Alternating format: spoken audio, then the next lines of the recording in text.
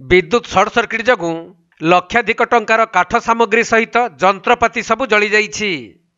एभली घटना घटी रायगड़ा सहरर गौतम नगर पंचम लाइन रे थिबा भवानी नामक एक काठ तैयारी फर्निचर दुकान रे मिलिथिबा सूचना अनुसार दुकानर मालिक शंकर राव दुकान रे शटर पकाई टिफिन खाइबाकू जाइथिले। आउ फेरिबा परे दुकान रे निया लागि जाइथिबार देखिबाकू पाई अग्निशम विभाग को खबर देइथिले। तेबे अग्निशम विभाग पहुंची स्थानीय लोकंक सहायता रे निया आयत्त करने पूर्व दुकान रे थिबा प्राय 4 लाख टंकार समस्त जंत्रपाति और काठ सामग्री जलीपोड़ी नष्ट हो जाइथिला। हेले केउ परिस्थिति रे किभली निया लागिला ताहा स्पष्ट होई नथिले भी हुएत सर्ट सर्किट जगू एहीपरि घटिथिबा संदेह करा जाउछि।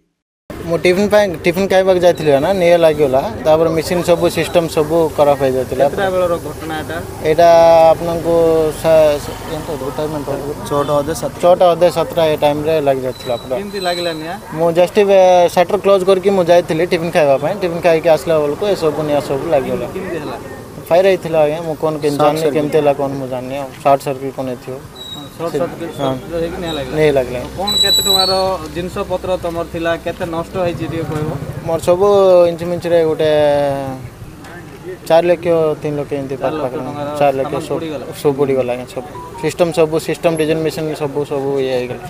कोन कोन रहितला दुकान भितरे कार्विंग मशीन गुट थिला तापर रंदा मशीन सब थिला सब नष्ट हो गला। सब कबाट सब कट काटर डोर फोर सब ये गला।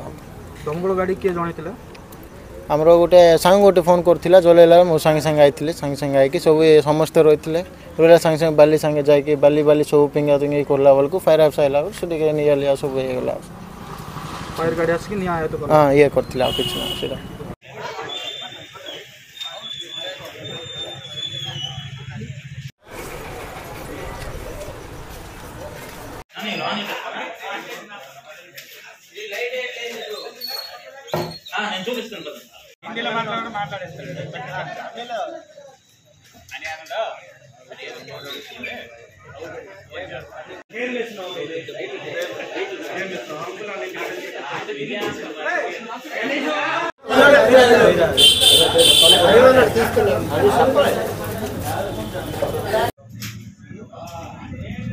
रायगड़ा जिल्लारू प्रफुल्ल कुमार बेहेरा रिपोर्ट कोणार्क लाइव।